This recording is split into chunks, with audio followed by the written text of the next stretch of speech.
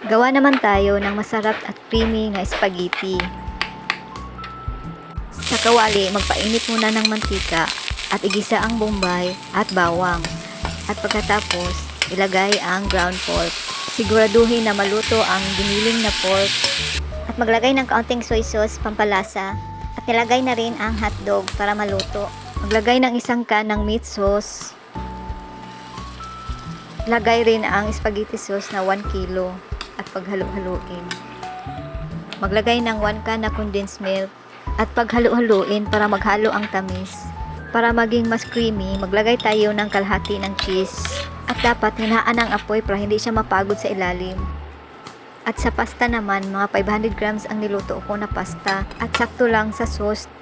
Gawa naman tayo ng toppings para sa spaghetti. Maglagay ng isang can ng all-purpose cream. Katamtaman lang ang apoy para hindi siya mapagod. At maglagay ng 3 tablespoon ng cheese para mas creamy siya at paghalu-haluin.